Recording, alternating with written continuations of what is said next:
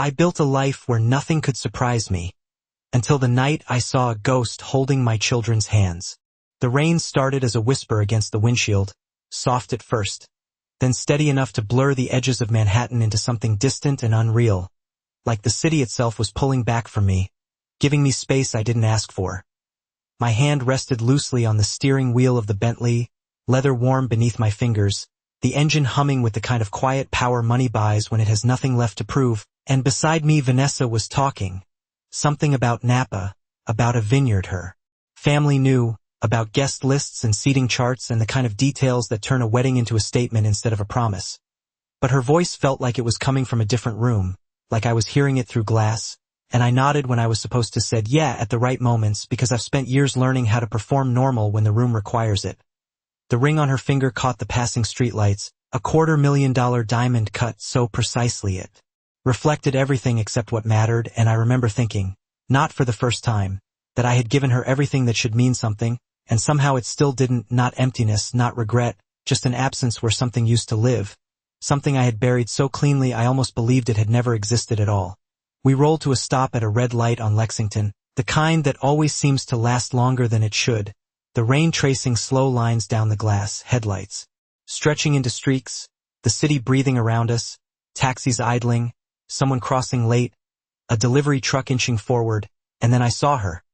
At first it didn't register as anything real, just a shape moving through the crosswalk, a beige coat too thin for the weather, dark hair pulled back the way she used to when she didn't want it in her face, and then my mind did something strange.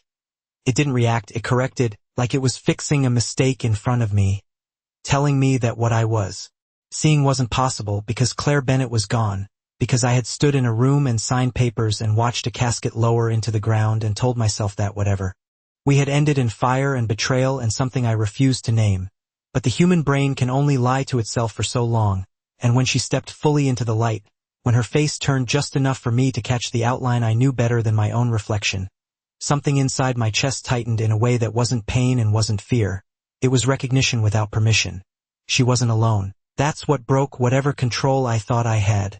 Because her hands were occupied, one on each side, small fingers wrapped around hers, two children moving with her in that careful, practiced way kids learn when the world has rules they don't understand yet. Twins, maybe 3 years old, maybe a little younger, and I told myself not to look too closely because details make things real, but I looked anyway because I've never been good at walking away from something that doesn't make sense, and the girl glanced up first, just for a second, just enough for the streetlight to catch her. Eyes, gray-blue, sharp, familiar in a way that bypassed logic and went straight to instinct, and my grip on the wheel tightened without me realizing it. Claire saw me then, really saw me, and everything in her posture changed, not dramatically, not in a way anyone else would notice, but I've spent my entire life reading small shifts, the way shoulders set, the way breath shortens, the way someone decides in half a second whether to stay or leave, and she chose to leave, not running, not panicking, just turning slightly, guiding the children forward with a subtle urgency that told me more than any words could have. The light turned green and someone behind me honked, sharp and impatient, but I didn't move, not yet, because for the first time in years, something in my world had stepped out of the place I had locked it into and stood right in front of me. Alive, undeniable, and carrying two questions I didn't know how to ask. Adrian. Vanessa's voice cut through, softer now, controlled, curious in a way that meant she had already noticed more than she was saying, and I forced myself to breathe, to shift my foot, to let the car roll forward like nothing had happened. Like I hadn't just seen a woman I buried 3 years ago walk across a Manhattan street with two children who should not exist, and when she asked, "Who was that?" I answered the only way a man like me knows how when the truth threatens to change everything. No one. I have spent years training myself not to react to anything I cannot control, but that night control felt like something fragile, something slipping through my fingers with every block we drove, and I could still see her even when she was no longer in front of me, like the image had burned itself into the back of my eyes. The way she held their hands, the way she did not hesitate when she chose to leave, the way she looked at me not with love or anger but with something sharper, something measured, and Vanessa was still watching me. I could feel it without turning my head, the subtle shift in her posture, the quiet way she studies people when she senses a change, because Vanessa Whitmore does not miss details. She collects them, organizes them, waits until they become useful. "You almost missed the light," she said, her voice calm, almost amused, but there was a precision underneath it that made the words land heavier than they should have. And I nodded again, keeping my eyes on the road, the city moving around us in streaks of white and red, reflections sliding across the windshield, everything normal, everything exactly the way it had been 10 minutes ago, except nothing was the same anymore. And I realized something in that moment that I could not undo, something simple and dangerous. I did not care about getting Vanessa home anymore. I cared about turning the car around, about finding the street, the corner, the exact place where Claire had stepped off that curb. Because people do not come back from the dead without a reason, and children do not appear out of nowhere with eyes that look like mine. Adrian, Vanessa said again, softer this time, not pressing but not letting go either. You are somewhere else tonight. And I let out a quiet breath, just enough to sound human, just enough to maintain the version of myself she expected. It was a long night, I said, which was true in the most irrelevant way possible. And she accepted it with a small nod. But I could tell she did not believe it. Not completely, and that was fine, because belief has never been a requirement in my world, only compliance. We pulled up in front of her building, a private entrance on the Upper East Side with a doorman who knew exactly when not to look too closely, and I stepped out first, the rain lighter now, barely there, just enough to leave a sheen on the pavement, and I opened her door, offered my hand, the same routine, the same polished gestures that had made this relationship look effortless from the outside, and she took my hand, her grip steady, her eyes searching my face for something I refused to give her. "Call me when you get home," she said, and I nodded, because that is what someone in my position is supposed to do. Promise small things that sound like care. Even when my mind was already somewhere else entirely, already retracing the route, already calculating how long it would take to get back to Lexington without drawing attention. I watched her disappear inside, waited just long enough for it to feel natural. Then I got back into the car and closed the door, and the moment the world outside was muted again, the moment it was just me and the quiet hum of the engine, I let the mask drop, not completely, just enough to think clearly, because clarity is the only thing that matters when something impossible happens in front of you. And I replayed it again, every detail, every movement, the height of the children, the way the boy kept his head slightly tilted as if observing, the way the girl looked directly at me without hesitation. And that was when it stopped being a question of whether I had imagined it and became something else entirely, something colder, more precise, because imagination does not replicate patterns that accurately, and coincidence does not create familiarity that deep, and I reached for my phone, not hesitating this time, dialing a number I do not use unless something requires immediate attention. And when Marcus answered, I did not waste time with context. I did not explain what I had seen or why it mattered, because he does not need explanations, he needs direction. "I want everything on Claire Bennett," I said, my voice steady again, controlled, the way it always is when something begins to turn into a problem. That needs solving. Every record, every report, every person who signed off on her death. There was a pause on the other end, not confusion, just acknowledgement, and then I added the part that made this different from anything I had ever asked him to do before. And find out if anyone has been watching her. Because if she has been alive this whole time, she was not hiding alone. And as I ended the call, I looked back through the rain-streaked glass at the empty street behind me, and for the first time in years, I felt something close to anticipation, not the kind that comes from business or strategy, but the kind that comes when a truth you buried starts digging its way back to the surface, and I realized that whatever I had just seen at that crosswalk was not an accident. It was the beginning of something that had been waiting for me long before I was ready to see it. By the time I reached my place in Tribeca, the city had settled into that quiet rhythm it only shows after midnight, where everything looks calm on the surface but nothing really stops moving underneath, and I stayed in the car longer than necessary, the engine still running, the dashboard glowing faintly, because stepping out meant accepting that what I had seen was real, and I have learned that once something becomes real, it demands a response, and I was not ready to decide what that response would be. Eventually I turned the engine off, the silence pressing in immediately, heavier than the rain had been, and I stepped out, the air colder now, sharper, cutting through the layers of control I usually keep intact, and the elevator ride up felt longer than usual. Not because of time but because my mind would not stop reconstructing the same moment over and over again, the crosswalk, the children, the way Claire did not hesitate to leave, and that detail stayed with me more than anything else because hesitation means uncertainty and she had none, which meant she had expected something like this to happen, maybe not that exact moment, maybe not that exact intersection, but she had been prepared to disappear again if she needed to. The penthouse was exactly the way I left it, clean, controlled, everything in its place, floor to ceiling windows framing. The skyline like a painting I had bought and forgotten to look at, and I set my keys down on the marble counter, the sound echoing slightly in the open space, and for a second I just stood there, not moving, not thinking, just existing in the quiet, because sometimes silence is the only way to hear what your instincts are trying to tell you. And mine were not subtle anymore, they were loud, insistent, almost impatient, telling me that this was not a coincidence, that people do not survive being erased unless someone allows it, and if someone allowed Claire to stay hidden for 3 years, then that someone had reach, resources, and a reason. My phone buzzed on the counter, and I did not need to look to know it was Marcus because he works fast, faster than anyone I trust with sensitive information, and I picked it up before the second vibration. "Talk to me," I said, already moving toward the window, already watching the city like it might offer answers if I looked long enough, and his voice came through steady, precise, the way it always does when he has something I need to hear. "Claire Bennett, female, 26 at time of death, apartment fire in Brooklyn, 3 years ago, case closed within 48 hours. He paused, just long enough for me to understand that what came next mattered more. But the file has inconsistencies, and I felt something shift inside me, not surprise, not yet, just confirmation that I had not imagined the fracture in reality I witnessed earlier. "What kind of inconsistencies?" I asked, my tone even, controlled, because emotion clouds judgment and I needed clarity more than anything else. "Dental records were used for identification," he said. "But the chain of custody on those records is incomplete and the coroner report was signed unusually fast, no secondary review."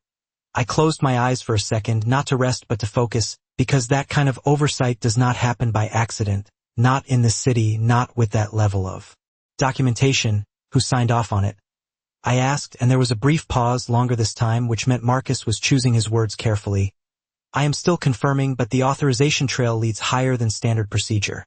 And that was enough, more than enough, because I know what higher than standard means. It means someone with influence, someone who does not need to follow the same rules as everyone else, someone who can rewrite outcomes and call it protocol.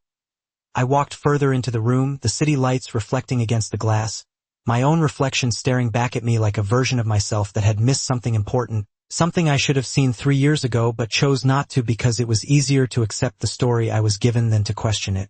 And that realization settled into something heavier than anger, heavier than regret. It settled into responsibility, because if Claire had been alive this entire time, if she had been forced into a life where she had to disappear in plain sight, then I had been part of the reason she stayed gone, even if I did not know it at the time, and I tightened my grip on the phone slightly, not enough to show anything in my voice, but enough to ground myself in the moment. "I want full access to everything connected to that case," I said, each word deliberate, each instruction clear. "Every name, every signature, every transaction tied to it, and I want it off the grid, no digital traces, no alerts." Marcus did not hesitate. "Understood." And then I added the part that had been building since the moment I saw her step into that crosswalk, the part that changed this from an investigation into something far more personal. "And Marcus," I said, my voice quieter now but sharper, "find out who benefits from Claire Bennett staying dead. Because whoever that is, they are the reason she had to learn how to live like a ghost." Sleep never came that night, not in the way it is supposed to, not in the way that resets your mind and lets you wake up believing things are stable again, because stability had already been broken the moment I saw her, and once something cracks at that level, there is no returning to what it was before, only moving forward with a clearer understanding of what was hidden from you. I stood by the window longer than I realized, watching the city shift from night into that gray early morning where everything feels exposed, less forgiving, and my phone buzzed again just after 5. Not a call this time, but a secure file transfer from Marcus, which meant he had found something he did not want spoken out loud, and I opened it immediately, scanning through the documents with the kind of focus that comes when instinct and evidence begin to align, and the first thing that stood out was not what was written, but what was missing. Entire sections of the report that should have been routine were either shortened or redirected, timestamps that did not match standard processing time, signatures placed too cleanly, as if they had been prepared in advance rather than recorded in sequence, and I felt something settle into place, not relief, not anger, but clarity, the kind that strips away doubt and replaces it with certainty you cannot ignore. The coroner report listed dental identification as the primary confirmation method, but the attached records did not include the original intake scan, only a secondary reference file, which meant the actual comparison point had been removed or replaced. And that is not an oversight, that is a decision, and decisions like that require authority, and authority always leaves a trace if you know where to look. I scrolled further, finding the insurance claim, processed unusually fast for a case involving structural damage and fatality, approved within 72 hours, payout issued to a holding account that no longer existed, which meant it had been closed intentionally after serving its purpose, and I leaned back slightly, letting the pattern form in my mind, because this was no longer about whether Claire had survived. That question was already answered the moment I saw her. This was about how thoroughly her existence had been erased and why it had been done with such precision.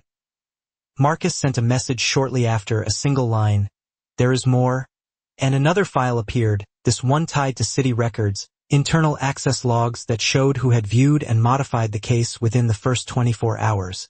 And as I read through the list of names, one detail stood out more than anything else. There were too few of them, which meant access had been restricted, controlled from the beginning, and that only happens when someone with influence decides that a situation needs to be handled quietly. I exhaled slowly, my reflection in the glass looking back at me like someone who had been given a version of reality that was convenient rather than true, and I realized something that should have been obvious 3 years ago but was not, because I had not wanted it to be. I had accepted the story I was given because it fit the narrative I needed at the time: betrayal, loss, closure, all clean, all final, and in doing so I had allowed someone else to write the ending for me. My phone rang again, this time Marcus calling directly, which meant he had reached a point where silence was no longer efficient, and I answered without hesitation. "Say it," I said, my voice steady, already prepared for whatever confirmation was coming next, and he did not waste time. "The building fire report was filed before emergency response officially arrived," he said, each word precise. "And the responding officer listed on scene has no active record of that shift." I closed my eyes for a brief second, not in disbelief, but in recognition of what that meant, because there are only a few ways something like that happens, and none of them are accidental. "Someone built this from the ground up," I said quietly, more to myself than to him, and he agreed without hesitation. "Yes, and whoever did it controlled every step, identification, documentation, financial closure, all of it." And that was the moment the last piece fell into place, not emotionally, but structurally, because this was no longer a case of a woman disappearing. This was a system designed to ensure she could not come back even if she tried. I walked back toward the center of the room, the morning light now fully present, cutting across the marble floor, and I tightened my grip on the phone slightly, grounding myself in the one thing I still controlled, the decision of what happens next. "Marcus?" I said, my tone sharper now, clearer. "If someone went to this level to erase her, then they had a reason to keep her gone." There was a pause, not from uncertainty, but from understanding, because he already knew where this was going, and I finished the thought. Without hesitation, "I want to know who made that decision," I said, each word deliberate, "because I already know one thing for certain." I looked out over the city again, but this time I was not observing it, I was measuring it, calculating the distance between what I believed and what was real. Claire Bennett was not meant to survive, and yet she did. There is a moment when memory stops being something you revisit and starts becoming something that accuses you, and that morning, standing in the center of a room I designed to feel untouchable, I realized I had not just misremembered the past. I had accepted a version of it that someone else needed me to believe, and once that realization takes hold, it does not stay quiet, it starts asking questions you cannot ignore. I walked back toward the kitchen without really seeing the space around me. Pouring coffee I did not need, more out of habit than intention, because routine gives structure when everything else begins to shift, and I leaned against the counter, staring at nothing in particular as fragments of 3 years ago began to surface, not as a clean sequence, but as flashes, sharp, incomplete, each one carrying more weight now than it ever did before, because context changes everything. I remember the last real conversation I had with Claire, not the version I told myself afterward, not the simplified narrative of betrayal and departure, but the actual moment, the way she stood in the doorway of my old place in Brooklyn, arms folded not in defiance but in restraint, like she was holding something back, something she was not ready to say, and I had been impatient, dismissive even, because at that time my world operated on priorities, and emotions did not rank high on that list, not when there were deals to close, networks to maintain, people depending on, decisions that could not wait. She had asked me a question that I did not answer, not directly, something about whether there was ever going to be a version of my life that did not involve constant risk, constant movement, constant control, and I had responded the only way I knew how back then, by redirecting, by minimizing, by making it sound like the question itself was unnecessary because from my perspective, everything I was building was already the answer: security, power, stability. Things most people spend their entire lives chasing, but I see it differently now because what I called stability was just control in a more acceptable form, and control does not leave room for anything unpredictable, anything human. The next day she was gone, and I told myself she chose that. I needed to believe she chose that because the alternative would have required me to admit that I had missed something important, something that might have changed everything if I had paid attention. And then came the fire, the reports, the confirmation, all delivered in a way that felt efficient, final, and I accepted it without pushing deeper because anger is easier to carry than uncertainty, and I let that anger shape the version of Claire I kept in my mind. Not the one who asked questions I did not want to answer, but the one who walked away when things became complicated. I took a slow breath, the coffee untouched in my hand, and I realized something that settled into me with a kind of quiet force. She had not looked surprised when she saw me at that crosswalk. Not in the way someone reacts when they run into a person from a life they left behind. There was no hesitation, no confusion, just recognition followed by immediate action, which meant she had been living with the possibility of being found, and that changes everything because people who disappear by choice do not expect to be discovered, but people who are forced to disappear prepare for it. I set the cup down without drinking from it, the sound soft against the counter, and I walked back toward the window, the city now fully awake, traffic moving, people crossing streets, everything appearing normal in a way that felt almost deliberate, like the world was continuing exactly as it should while something beneath it had shifted permanently.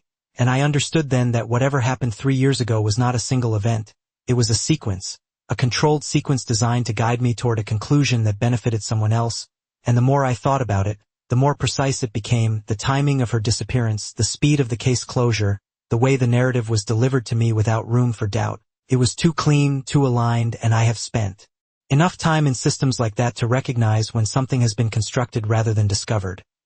My phone remained silent now, but I did not need another update to know what mattered next, because this was no longer about uncovering whether the past was manipulated. That question had already been answered. This was about understanding why Claire was removed in the first place, why she was worth that level of effort, and why she was still being kept hidden even now. And as I stood there, looking out over a city I had always believed I understood, I came to a conclusion that felt as unavoidable as it was unsettling.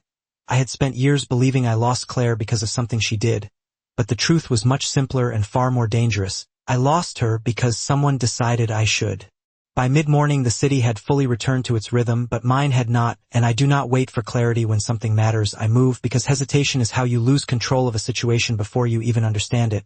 And within the hour Marcus sent a location, not through our usual channels but through a secure relay we only use when visibility needs to stay at 0, and the address meant something immediately, not because I had been there before but because I knew the area. Astoria, Queens, working class, dense, the kind of neighborhood where people mind their business because they have their own problems to deal with, and that made it the perfect place for someone who needed to exist without being seen.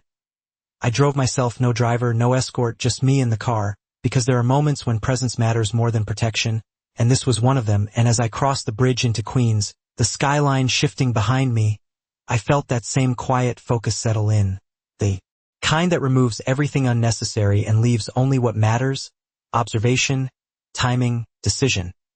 I parked a block away, not directly in front, not close enough to be obvious, and I stayed in the car for a moment, watching the street through the windshield, small shops, a bakery on the corner, a laundromat with a flickering sign, people moving in predictable patterns, and then I saw her again. Claire stepped out of the bakery carrying a small paper bag, her movements efficient, controlled, nothing wasted, and the children followed close, not running ahead, not distracted, just staying within her reach, and that told me more than anything else, because children that young are not naturally that aware unless they have learned to be, and I felt something tighten in my chest again, not confusion this time, something closer to certainty.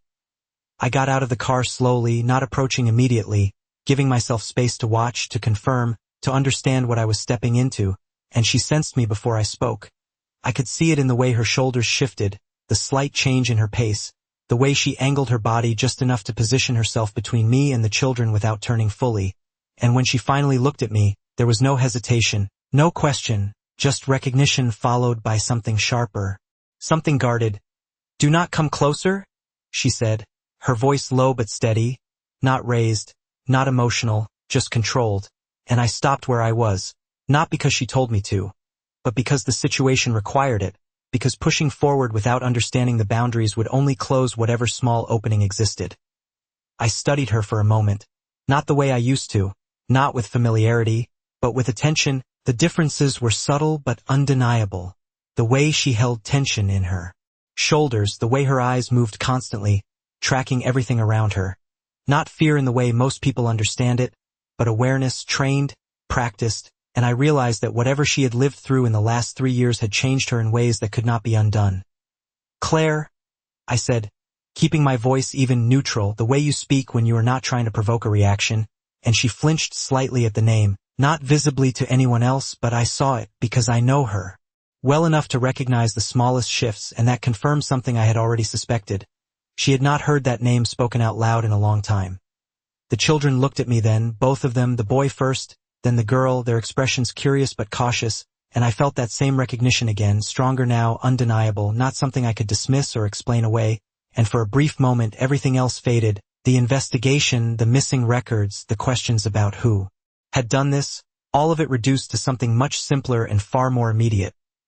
"We need to talk," I said quietly, not as a command, not as a demand, just a statement of fact, and she shook her head once, small, controlled, her grip tightening slightly on their hands. "No," she said, just as quietly, but with something underneath it now, something that was not refusal for its own sake, but necessity, and then she added the part that shifted everything again, the part that made it clear this was not just about the past. "If anyone sees you here with me, they will not come for you," she said, her eyes holding mine without hesitation. "They will come for them." And she did not need to say anything else, because in that moment, I understood something that changed the entire structure of what I thought I was dealing with. Claire Bennett was not just hiding, she was protecting something, and whatever she was protecting had already been identified as leverage by someone who knew exactly how to use it. I did not move closer, not because I could not, but because every instinct I had was telling me that one wrong step would close whatever fragile space existed between us, and I have learned the difference between taking control and losing the opportunity to understand something that cannot be forced. And Claire stood there watching me like I was a variable she had already calculated, something she expected but still did not trust, and the children shifted slightly beside her, not pulling away, not hiding, just observing in that quiet way that told me they were used to situations that required attention without noise. I lowered my voice, keeping it steady. "No one followed me," I said, not as reassurance but as fact, and she held my gaze for a second longer, measuring, deciding, and then something in her posture eased just enough to allow the next step. Not comfort, not acceptance, just a controlled adjustment, and she turned slightly toward the building behind her, a narrow entrance between the bakery and a small convenience store, and without looking back she said, 2 minutes. Not an invitation, not exactly, but it was not a refusal either, and that was enough. I followed at a distance, matching her pace without closing the gap, because this was not about proximity, it was about permission, and we moved through the hallway into a stairwell that smelled faintly of detergent and old paint, up one flight, then another, until she stopped in front of a door that looked like every other door in that building, unremarkable, forgettable, exactly the kind of place you choose when you need to disappear into normal life. Inside, the apartment was small, functional, everything arranged with purpose, no excess, no decoration, just what was necessary, and the children moved naturally through the space, taking off their shoes without being told, sitting at a small table with quiet efficiency, and I noticed the details immediately, the way they followed routine, the way they did not ask questions, the way they waited, and something about that hit harder than anything else so far, because routine like that does not come from comfort, it comes from structure built under pressure. Claire set the bag down on the counter, her back to me for a second, and I realized she was taking a breath, not to calm down, but to prepare, and when she turned back, there was no hesitation left, just decision. "You cannot stay long," she said, her voice even, controlled, and I nodded once, because I understood that time was not the variable here, truth was, and I stepped closer then, slowly, not toward her, but toward the table, toward the children, because that was where the question had been from the beginning, and the boy looked up at me first, his eyes steady, curious but not afraid, and I crouched down to his level without thinking, not as a tactic, not as a move, just instinct, because something about the way he held himself felt familiar in a way I could not ignore. "What is your name?" I asked quietly, and he hesitated for half a second, glancing at Claire, waiting for confirmation, and she gave the smallest nod, and he answered, "Noah," his voice soft but clear, and the girl followed immediately, "Nora," as if they had practiced speaking in sequence, and I felt something shift again, deeper this time, something that did not belong to logic or analysis, something that existed underneath all of it. I looked at them for a moment longer, taking in the details I had tried to avoid before, the shape of their faces, the way their expressions settled when they focused, the subtle patterns that do not come from coincidence, and I stood slowly, turning back to Claire, because there was no point in circling around what was already obvious. Not anymore.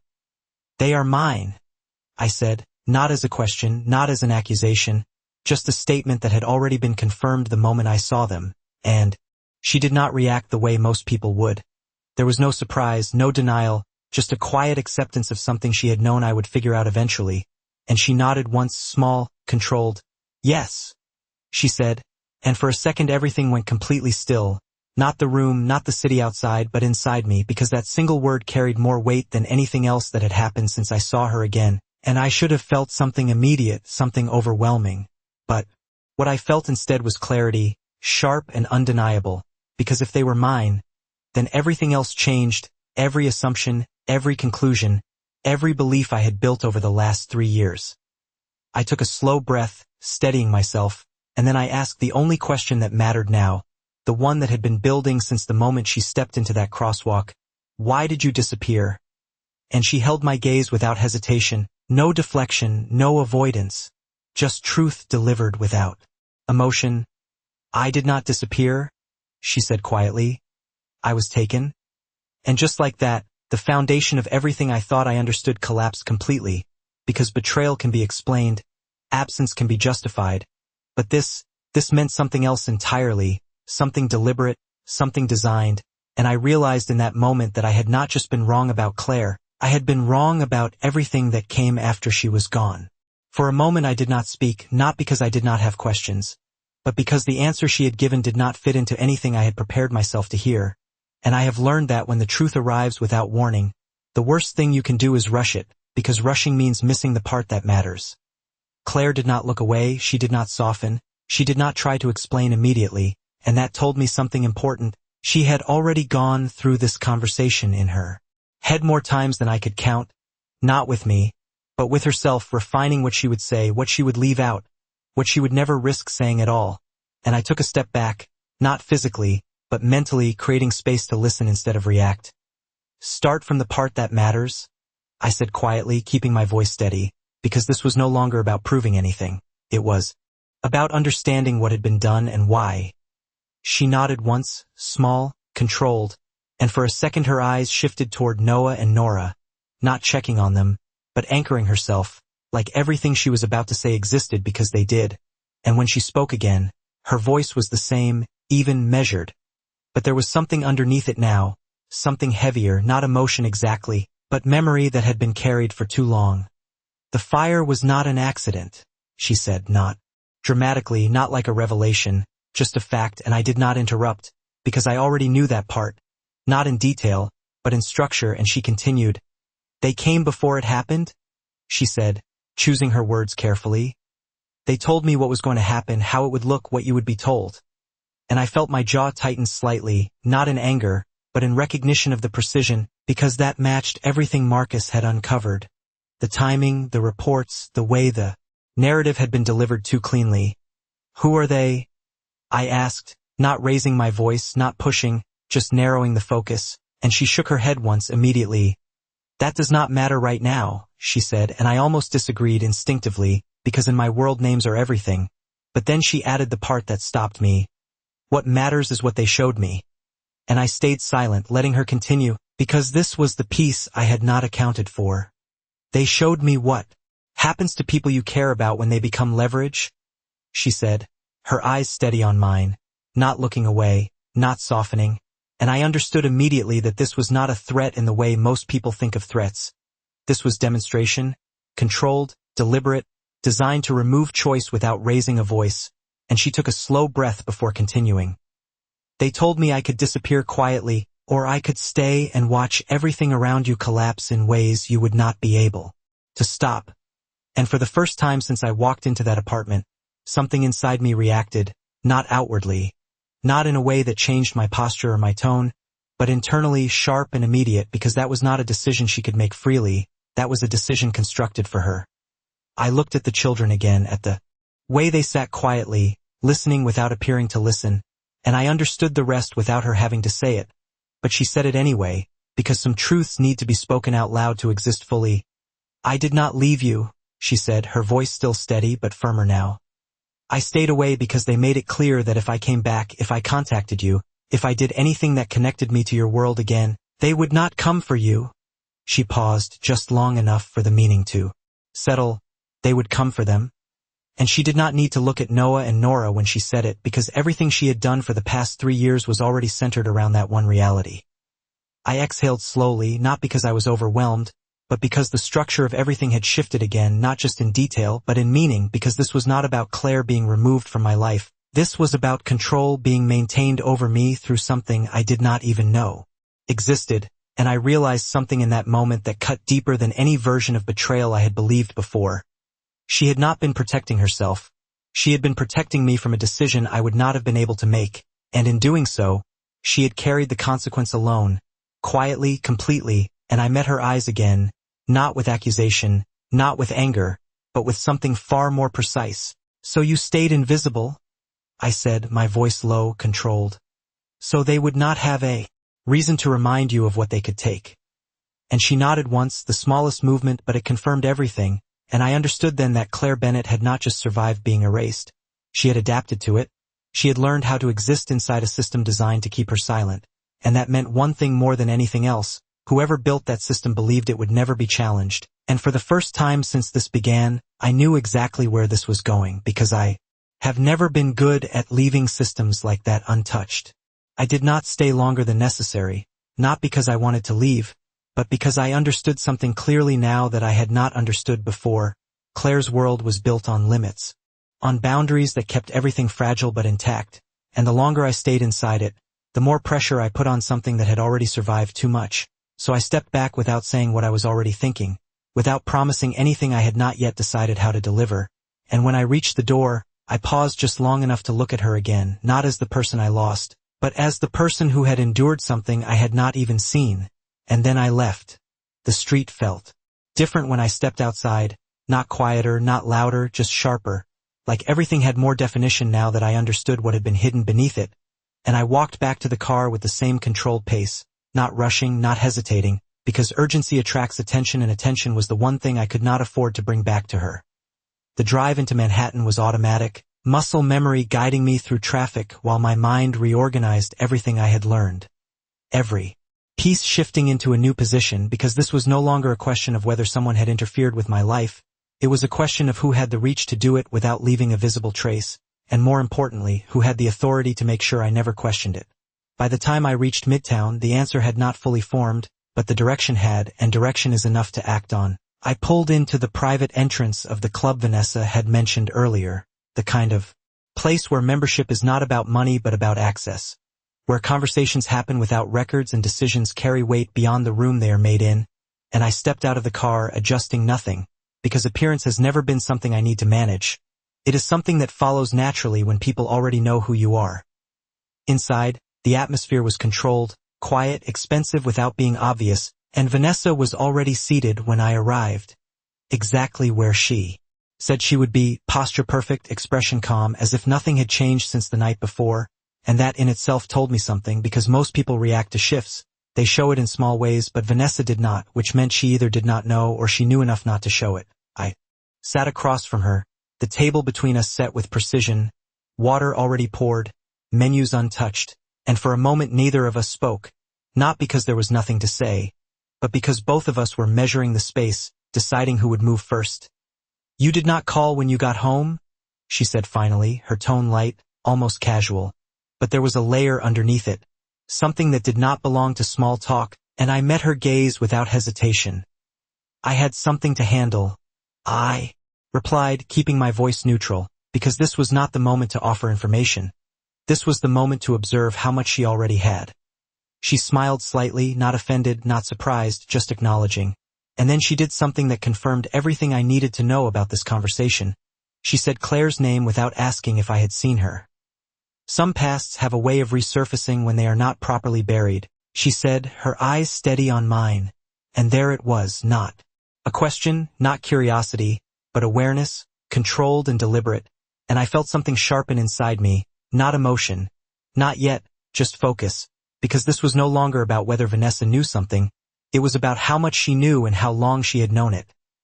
You seem very certain about that, I said, my tone unchanged, giving nothing away while taking everything in, and she tilted her head slightly, studying me in return. Certainty is a luxury, she said softly. But patterns are not. And for a second the room felt smaller, not physically, but in the way conversations do when they stop being surface level and start revealing structure. I leaned back slightly, not disengaging but creating space to see the full picture, and I realized something in that moment that mattered more than anything she had said directly. Vanessa was not reacting to Claire. She was managing the situation Claire represented, which meant this was not new to her, not entirely, and that changed everything again, because it meant the system Claire had described was not operating in isolation. It was connected to people in my present, not just my past. You knew? I said quietly, not accusing, not questioning, just stating what had become obvious. And she held my gaze without flinching, without denial, just a calm, measured silence that confirmed more than any answer could have, and in that silence I understood something that shifted the ground beneath everything once again. This was never just about Claire disappearing. It was about ensuring she stayed gone, and Vanessa had not been placed in my life by coincidence. She had been positioned there for a reason. Vanessa did not rush to answer, and that told me more than anything she could have said, because silence used correctly is not avoidance, it is control, and she had always understood that better than most. So she let the space between us stretch just long enough for the weight of my statement to settle, just long enough for me to realize that whatever version of the truth I was about to hear had already been shaped long before I asked the question. She reached for her glass, took a slow sip of water, then set it down with the same precision she did everything else, and when she finally spoke, her voice was calm, almost gentle. But there was nothing soft about what she was saying. I knew enough to understand that some decisions were made before I was ever part of the conversation, she said, and I watched her carefully, not the words, but the structure behind them, because people like Vanessa do not speak in absolutes unless they are certain, and they do not admit knowledge unless it serves a purpose. Who made them? I asked, my tone steady, because this was no longer about whether she was involved.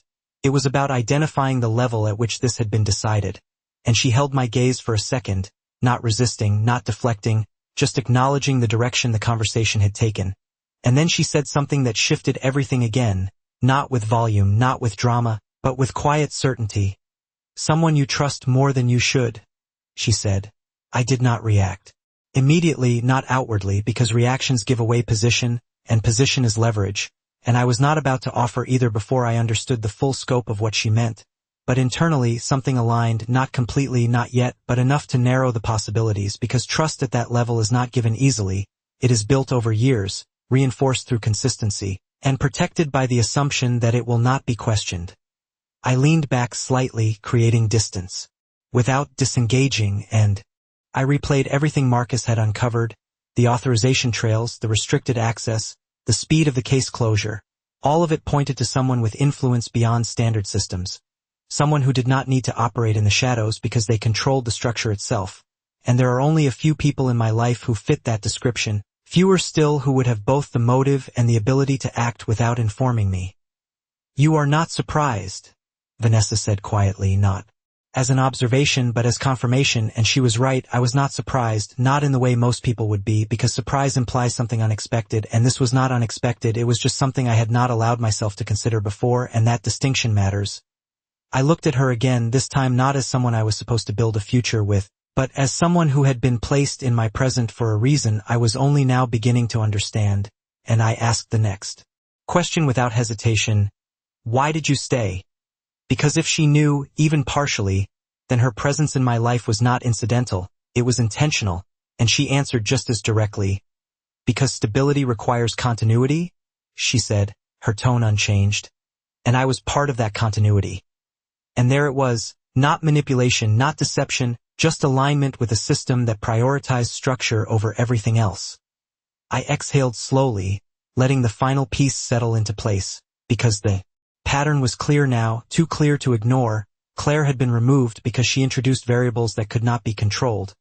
Vanessa had been introduced because she represented predictability, and both of those decisions had been made at a level that did not require my input, only my compliance. I stood then, not abruptly, not with emotion, just with purpose, because the conversation had reached its limit. There was nothing more Vanessa could give me that I did not already understand. And, as I adjusted my jacket, I looked at her one last time, not with anger, not with accusation, but with clarity. You were never the decision, I said quietly. You were the result of one. And she did not argue, did not deny it, just watched me with that same composed expression, because she knew as well as I did that the real question was no longer about her role in this, it was about who had the authority to make a decision that rewrote my life without ever asking me.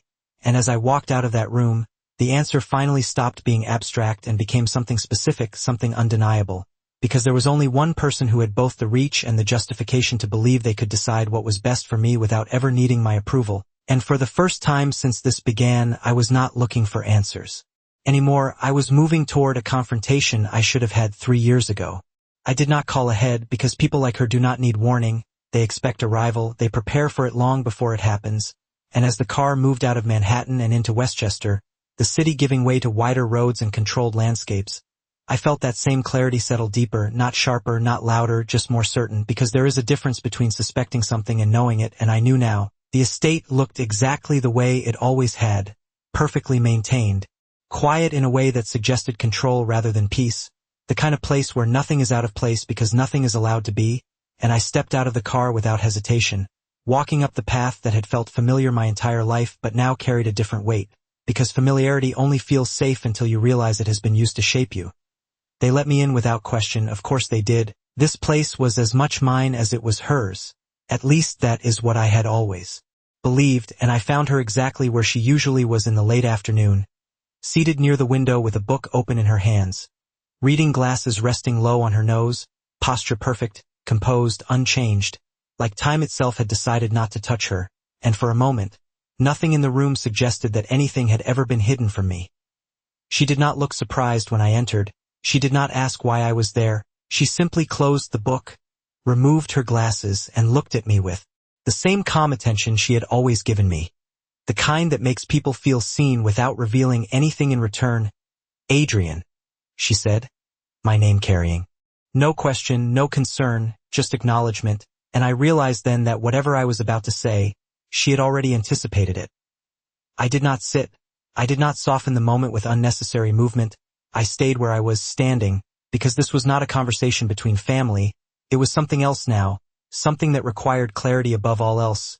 You removed her, I said, my voice even, controlled, not raised, because raising it would imply loss of control, and control was the one thing I was not willing to surrender in this room, and she did not deny it, not immediately, not with words, but with the absence of surprise, with the quiet acceptance that followed, and that was enough. She folded her hands in her lap, her expression unchanged, and when she spoke, it was with the same calm authority that had guided every decision she had ever made. I made a necessary decision, she said, and there it was, not justification, not apology, just classification, as if what had happened to Claire was not personal, not emotional, but procedural. I held her gaze, not reacting, not interrupting, because I needed to hear how far this extended, not just what she had done, but how she understood it, and she continued without prompting. You were building something that required stability, she said, her tone measured. And she introduced variables that could not be controlled, and I felt something shift inside me again. Not anger, not yet, but recognition, because that language, that framing, it was familiar. It was how decisions were made in my world. Remove the unpredictable, preserve the structure, and for the first time, I understood that I had not learned that way of thinking on my own. It had been taught to me, reinforced, normalized. She was not a variable, I said quietly, not raising my voice, not breaking the rhythm. just correcting the premise, and she looked at me with a slight tilt of her head. Not dismissive, not defensive, just evaluating. Everything is a variable when it threatens continuity. She replied, and there was no hesitation in her voice, no doubt, because from her perspective, this was not a betrayal, it was responsibility. I took a slow breath, steadying the space between us, because this was the point where most people would react emotionally, where they would argue, accuse, demand, but that would not change anything, not here, not with her, and I asked the only question that mattered now, the one that defined everything that had happened since that night 3 years ago. Did you know she was pregnant? And for the first time there was a pause, small, almost imperceptible, but it was there, and in that pause I understood the answer before she gave it. Yes, she said simply, and that single word carried more weight than anything else she had said, because it confirmed what this had always been, not a decision made in ignorance, not a miscalculation, but a deliberate removal of something she considered unacceptable, even if that something was my own blood. I nodded once, not in agreement, not in acceptance, just in acknowledgement of the truth, because that is all this moment required, clarity, and I realized something then that settled deeper than anything else. She did not see what she had done as wrong. She saw it as necessary, and that meant this was never about correcting a mistake. It was about confronting a belief system that had shaped everything I had become, and deciding whether I was willing to keep living inside it. I did not argue with her, not because I agreed, but because I understood something in that moment that changed the way this needed to be handled. Arguments are for people who believe the other side can be convinced, and she did not believe she was wrong. She believed she had done what was required, and you do not dismantle that kind of certainty with emotion, you dismantle it with action. I nodded once, not as approval, but as closure to the conversation she thought we were having, and I stepped back slightly, creating distance not just physically, but strategically, because from this point forward, every decision mattered in a different way, not as reaction, but as correction.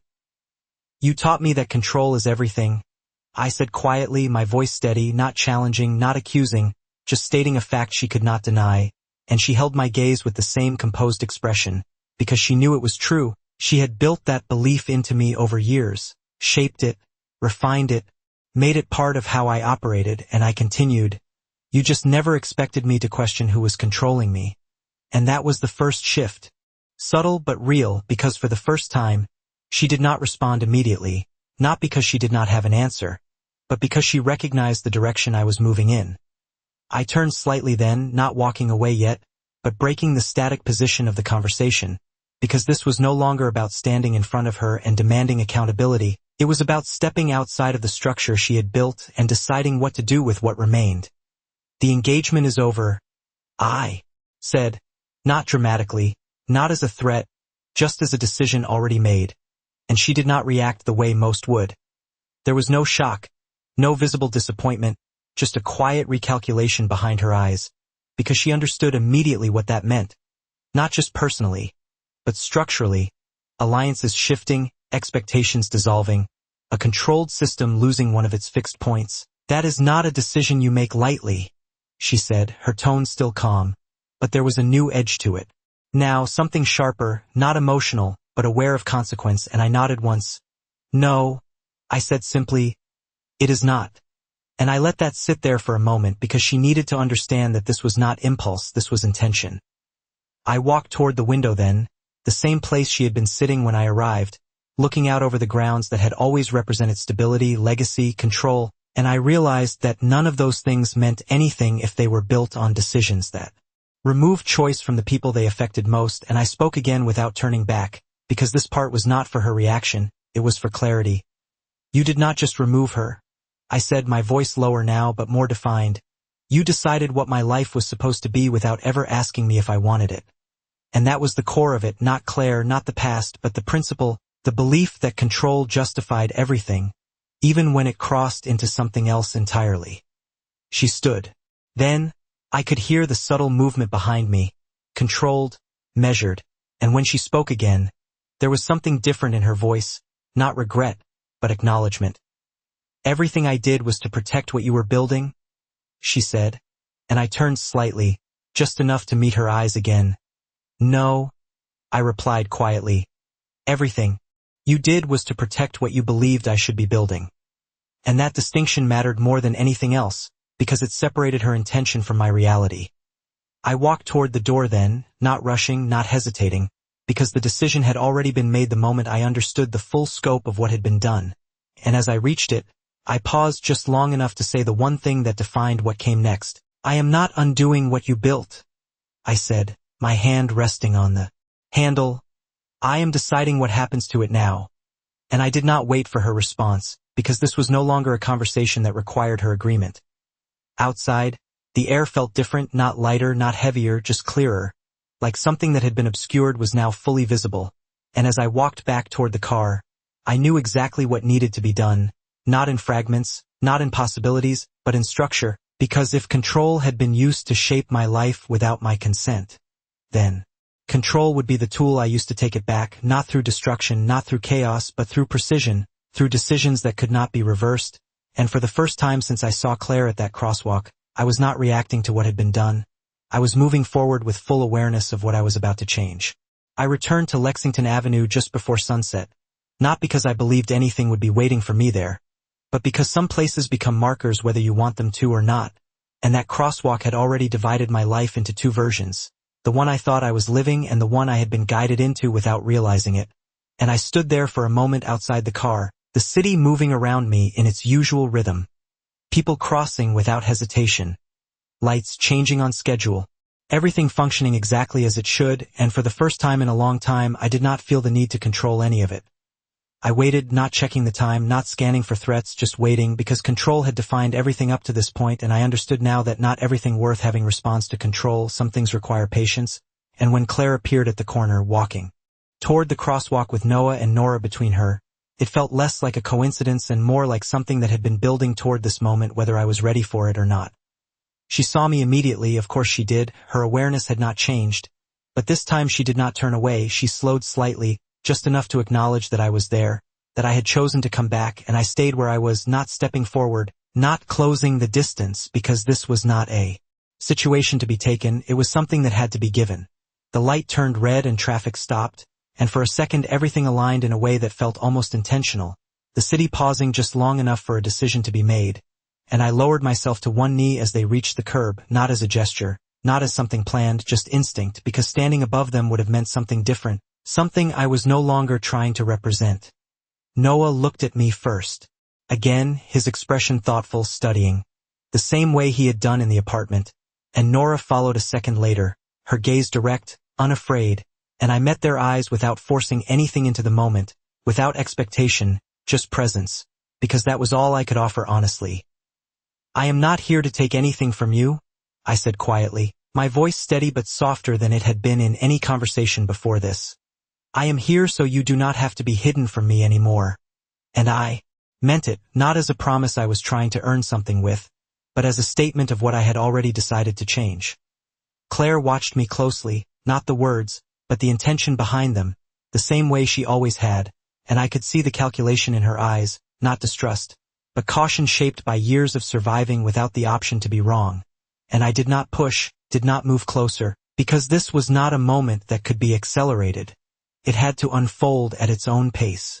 Noah shifted slightly, looking back at Claire for a brief second, and she gave the smallest nod, almost imperceptible, but it was there, and he stepped forward, closing the space between us in a way I had not forced and could not have created on my own. His hand small but steady as it reached out, and I let him take mine instead of the other way around, because that distinction mattered more than anything else in that moment. Nora followed without hesitation, her hand finding mine on the other side, and for a second everything else fell away. The city, the past, the systems that had shaped everything leading up to this, all of it replaced by something simpler, something that did not require control or strategy to understand. The light changed and the signal shifted to walk, and we moved together across the street, not rushed, not delayed, just in step, and I realized something as we reached the other side, something that settled quietly but permanently. I had spent years believing power meant deciding when everything moved, when everything stopped, who stayed and who disappeared, but standing there with them, I understood that none of that mattered if the people who should have been beside me were never given the choice to be, and for the first time in a long time I was not trying to control the outcome. I was willing to wait for it, because some things are not built by force, they are built by the moment someone chooses to walk with you, and that night they did.